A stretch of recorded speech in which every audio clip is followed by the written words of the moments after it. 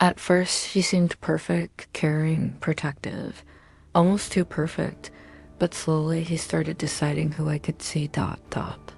What I could post, who I could talk to. He said it was because he loved me, that the world was dangerous, that only he truly understood me, and I believed him. Until the day I found out everything, a hidden life, a secret that shattered everything I knew. If you think you're in control, think again. It's a warning. Because when someone pretends to love you just to break you, they don't leave scars. They leave ghosts. This is the story of Mia Thompson and how she discovered that the man she trusted with her heart was living a lie that would destroy everything she thought. She knew about love. Mia was 26 when she met Nathan Clark at a coffee shop in Portland. She was working on her laptop, stressed about a digital marketing project, when he approached with a warm smile. "Sorry to bother you, but you look like you have the weight of the world on your shoulders. Can I buy you a coffee?" Nathan was everything. She'd always looked for 32 years old, successful lawyer, piercing blue eyes, and a confidence that made her feel safe. He listened to every word she said as if it were the most important thing in the world. On their first date, he brought flowers, not cliché roses, but yellow tulips because he'd noticed the tulip mug on her table at the cafe.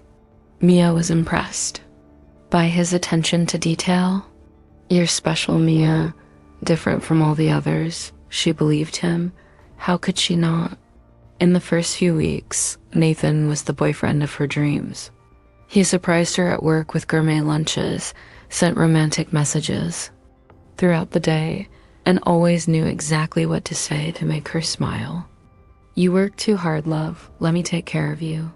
He started showing up at her office unannounced, always with a sweet excuse. He wanted to see her, brought a snack, was in the area. Mia's colleagues thought it was romantic. She felt special. Nathan had a way of making her feel like the only person in the world who mattered. He memorized her schedule, her tastes, her insecurities. When she mentioned feeling insecure about her legs, he said, "Your coworkers are jealous. They can't see your beauty the way I see it." Slowly, he began planting seeds of doubt about the people around her. 3 months in, Nathan made his first seemingly innocent observation about Jessica, Mia's best friend of 8 years. "I noticed Jessica always finds a way to criticize you. Yesterday, when you said you were happy with us, she made that face. Like she didn't believe you deserved to be happy." Mia laughed. "Nathan, you're imagining things," but the seed was planted. Over the following weeks, he continued pointing out small signs that Jessica was a bad influence. "She always drinks too much when you go out, and then you feel obligated to take care of her. Why doesn't she ever ask about me? A real friend should care about your relationship." Gradually, Mia began noticing these patterns. Maybe Nathan was right. Maybe Jessica really was selfish. Nathan had a strategy for every person in Mia's life. For her brother David, he always treats you like your child, doesn't respect your decisions. For her colleague Sarah, she's always trying to get you to work on her projects. She's using you. Each criticism came wrapped in love and protection. "I just want the best for you, Mia. You're too good, too trusting." People take advantage of that. When Mia canceled plans with friends to stay with Nathan, he'd say, "See, you're happier with me. We understand each other in a way they never will." Mia's social media change. Nathan would suggest that photo of us turned out beautiful. "Why don't you post just that one instead of the one with your friends? We look so happy together." Gradually, Mia's photos became just photos of the two of them. 6 months later, Nathan moved into Mia's apartment. "It makes financial sense," he said. "And this way I can take better care of you." He started paying more bills, taking on more responsibilities. Mia felt guilty for not contributing as much as he did. "Don't worry, love. You contribute in other ways. Let me be the man in this relationship. Nathan installed a location app on both their phones for our safety. This way, we'll always know where the other is. Mia found it romantic. He cared so much about her. He began asking about every conversation, every message. Who were you talking to? What did he want? At first, Mia answered naturally. Gradually, she began hesitating before responding to messages, wondering if Nathan would approve. A year later, Mia's social life had practically disappeared. Jessica stopped calling after several canceled plans. David visited less. Co-workers stopped inviting her to happy hours. See how they weren't real friends? Nathan consoled. Real friends would fight for you. They gave up too easily. Nathan now controlled everything. Finances. Let me handle this. You don't have a head for numbers. Social decisions. That event will be boring. Let's stay home and watch our show. Even her clothes. That dress is too revealing. You don't need attention from other men. Mia felt confused. She loved Nathan, but something felt wrong. When she tried to express this, he would reassure her, "You're stressed from work. I take care of you. Us against the world, remember?" Nathan proposed to Mia on a Sunday morning at home without fanfare. The ring was beautiful, but the proposal was strangely intimate. Just the two of them, no family, no friends. "We don't need a big party," he said. "Our love is about us too, not about impressing other people." Mia said yes, but felt estranged. Emptiness. When she called to tell Jessica, it went straight to voicemail. David congratulated her, but his voice sounded worried. "Are you sure this is what you want, Mia?" Nathan got irritated. Why can't he just be happy for you? See how your own family doesn't support you? Mia began to question, why did she feel so alone in what should be the happiest moment of her life? The first real fight happened when Mia received a promotion at work. She was euphoric, but Nathan reacted strangely. More responsibility means less time for us. Are you sure it's worth it? When Mia insisted it was important for her career, Nathan exploded. Your career? What about our relationship? I've sacrificed so much for us, and you can't even turn down a promotion? It was the first time Mia saw Nathan's mask slip completely. He yelled, slammed the door, disappeared for 2 hours. When he returned, he was crying. I'm sorry, love. I was afraid of losing you. You're becoming so successful. What if you realize you can do better than me? Mia comforted him, feeling guilty about her own professional happiness. 3 days later, Nathan forgot his laptop at home. He called desperately. I need you to bring it to me. I have an important meeting. Mia picked up the laptop and noticed it wasn't completely closed. The screen showed a Facebook profile, but it wasn't Nathan's profile that she knew. In his profile, Nathan called himself Michael Rivara, was single, and was in a complicated relationship with a woman named Ashley. The photos were dated just 2 weeks ago. Mia's hands trembled as she scrolled. There were romantic messages, meeting plans, promises of a future. Ashley seemed to have known Nathan for months, but the worst was yet to come. She found a folder on the desktop called Projects. Inside were subfolders with women's names: Emma, Phase 1, Lisa, Complete, Mia, in Progress. Each folder contained detailed information about different women. Photos, addresses, workplaces, daily routines, personal insecurities, lists of friends and family. The Lisa Complete folder showed a pattern identical to what happened with Mia: progressive isolation, financial control, psychological manipulation. There were even screenshots of messages where Lisa begged Nathan to come back after he had disappeared with all her savings. The Emma Phase 1 inch folder showed that Nathan was simultaneously courting another woman, using the same tactics, the same romantic words. In Mia's folder, There were detailed analyses of her personality, strategies to isolate her from specific friends, and something that made her blood run cold, a timeline. Month 18, marriage proposal. Month 24, complete financial control. Month 30, exit strategy, if needed. She was being studied, manipulated, systematically destroyed by someone who had done this before.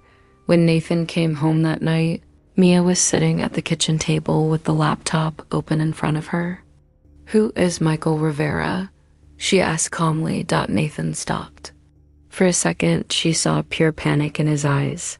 Then quickly, the mask returned. "Mia, I can explain ... Explain Ashley. Explain Lisa. Explain Emma." Nathan tried his usual tactics: denial, minimization, gaslighting. "You're being paranoid. You don't understand the context. Why don't you trust me?" But Mia had seen too much. "You're a predator," she said. "You do this professionally." Finally, the mask fell completely. Nathan smiled a cold smile she'd never seen before. "And it worked perfectly, didn't it? You handed me your entire life." Nathan didn't try to lie anymore. With terrifying pride, he explained his system. "Independent women are perfect targets. You have resources, but also insecurities. You want love, protection. I offer that ... for a price." He had refined his techniques over 7 years, destroying at least a dozen women. Some he had left completely financially broken. Others, like Lisa, still sought him out years later, unable to form new relationships. "Did you think you were special?" He laughed. "Mia, you were just another project. Although I admit, you lasted longer than most. Usually they figure it out sooner." The coldness in his voice was more frightening than any scream. This man had studied her vulnerabilities, mapped her insecurities, and systematically destroyed her support network, all while making her feel loved. Nathan left that night, saying he'd return in the morning to resolve the situation. Mia knew she had to act fast. She called Jessica, who answered on the first ring. "Mia, my God, I was so worried ... Through tears, Mia told her everything. Jessica didn't say "I told you so." She simply said, "I'm coming over, pack your bags." David arrived an hour later with a truck. They worked in silence, removing Mia's things from the apartment that had become her prison. Mia realized how much her life had shrunk. She barely had her own clothes anymore. Nathan had gradually replaced her belongings with his. Her old photos, her books, her memories, everything had been subtly removed. She was no longer herself. She was an edited version of herself, created to satisfy a predator's plans. Mia discovered that Nathan had arrest warrants in 2 states for financial fraud. She cooperated with authorities, providing evidence that helped build a federal case against him. Ashley, Emma, and 4 other women came forward when the story broke. All told eerily similar stories, the same pattern of seduction, isolation, control, and abandonment. Recovery was harder than Mia imagined. She had lost more than money or time. She had lost her ability to trust her own instincts. How did I not see it? Was the question that tormented her. Therapy helped. Mia understand that predators like Nathan are experts at exploiting our basic human need for love and connection. They study their victims, adapt their tactics, and use our own emotions against. "U.S., you weren't stupid," her therapist explained. "You were targeted by someone who does this professionally." 2 years later, Mia rebuilt her life. She reconnected with friends, strengthened family bonds, and slowly learned to trust again, first herself, then others. Nathan was sentenced to 8 years in prison for fraud, extortion, and psychological abuse. But Mia knew there were others like him, predators who use love as a weapon, who turn relationships into control operations. The sign isn't jealousy, she now knows. Jealousy is explosive, obvious. The sign is excessive concern. It's protection. That looks like love. It's someone who slowly becomes your only source of validation, your only opinion that matters. Mia began speaking publicly about her experience, helping other women recognize the signs. She receives regular messages from women who saw her story and recognize patterns in their own relationships. They don't leave scars, she always ends her talks. They leave ghosts. Ghosts of who you used to be before someone decided you'd be better as a smaller version of yourself. Mia's story isn't unique. Emotional predators exist in all spheres of life, using relationships as tools of control and manipulation. They can be charming, intelligent, even professionally successful. The signs are always there, but they're subtle.